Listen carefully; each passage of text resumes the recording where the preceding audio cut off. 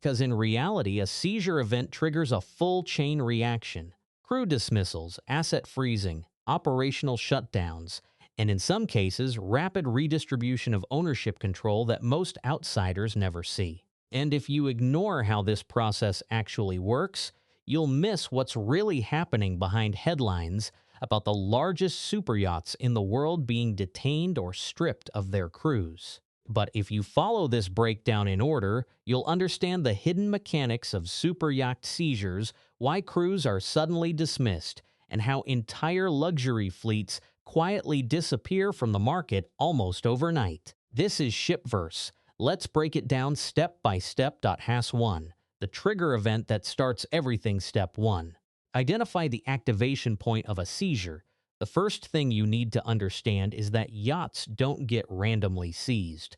There is always a trigger: sanctions enforcement, legal disputes, unpaid liabilities, or jurisdictional inspections. Why it matters. This moment is the switch that moves a yacht from private luxury asset to controlled state asset.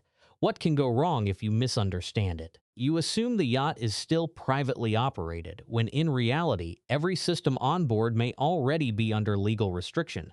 Pro tip: in most high-profile cases, the seizure is already planned weeks in advance, even if it looks sudden in the news cycles. 2. Recognize the immediate freeze protocol. Once triggered, authorities or port officials initiate an asset freeze.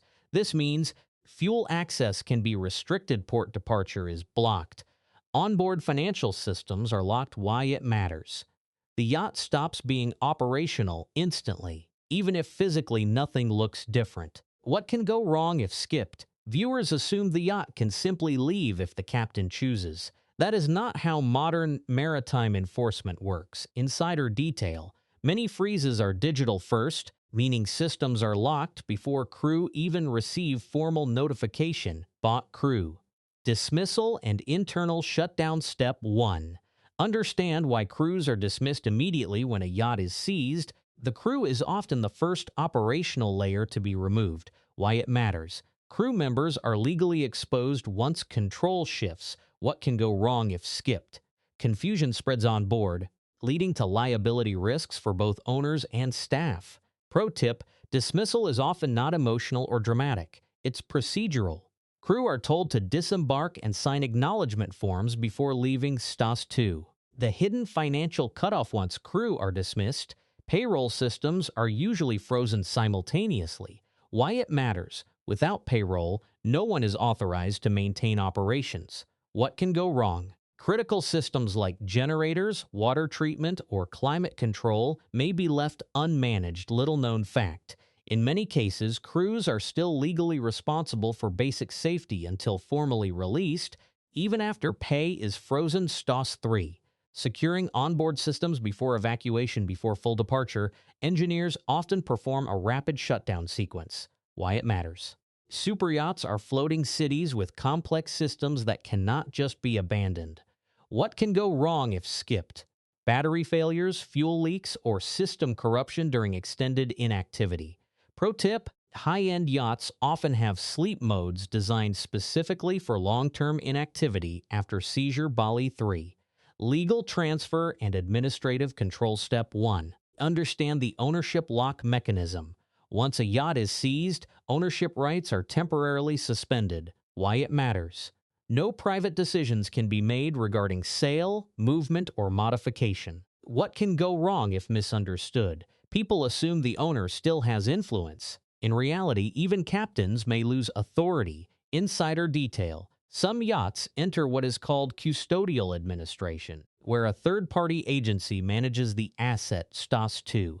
Valuation and asset assessment phase: authorities or appointed firms assess the yacht's value. Why it matters. This determines whether it will be sold, held, or repurposed. What can go wrong if skipped? Underestimation of asset value can lead to rushed liquidation. Pro tip, valuations are not just about size. Maintenance condition, flag registry, and refit history heavily influence final figures. 3. Deciding the yacht's future path at this stage, the yacht usually goes into one of three paths: storage, auction, or restricted maintenance holding. Why it matters. This determines whether the yacht ever sails again. What can go wrong? Prolonged inactivity can degrade systems far faster than normal use. Little known fact, some of the largest yachts spend years in legal limbo before any decision is made. Pack 4. Ripple effect across the superyacht market. Step 1. Understand fleet level impact. When one major yacht is seized, it often affects multiple associated vessels. Why it matters. Management companies often operate several yachts under shared structures. What can go wrong if ignored? You miss the broader market disruption happening beyond a single headline. Pro tip. One seizure can trigger audits across an entire fleet. STOS 2. Crew redistribution and industry shockwaves. Dismissed crews do not disappear. They relocate quickly to other vessels. Why it matters. Skilled superyacht crew are highly specialized and in demand. What can go wrong? Sudden shortages affect other luxury vessels trying to recruit experienced staff. Insider detail. Senior engineers and captains are often rehired within days by competing yacht groups.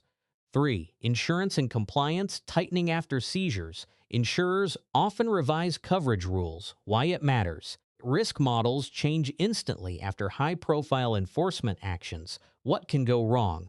Owners face higher premiums or stricter operating conditions. Pro tip, the insurance market reacts faster than the legal market in most cases. That 5. What viewers always misunderstand. Step 1. The illusion of instant luxury loss. People assume a seized yacht immediately becomes inactive and forgotten. Why it matters. In reality, it becomes a managed asset under constant supervision. What can go wrong? Misunderstanding leads to oversimplified narratives about yacht ownership. STOS 2. Assuming crew departure means chaos. Crew dismissal looks dramatic, but it is usually highly structured. Why it matters. Safety protocols are prioritized over everything else. Pro tip, most yachts have pre-written legal shutdown procedures for exactly this scenario. STOS 3.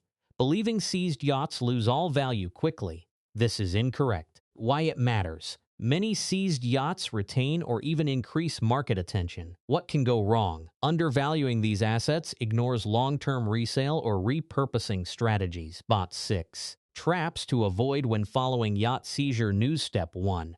Don't trust surface-level headlines. News often simplifies complex legal processes.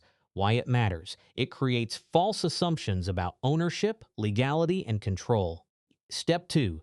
Don't assume all yachts are treated the same. Different jurisdictions handle seizures differently. Why it matters. One country may freeze operations instantly.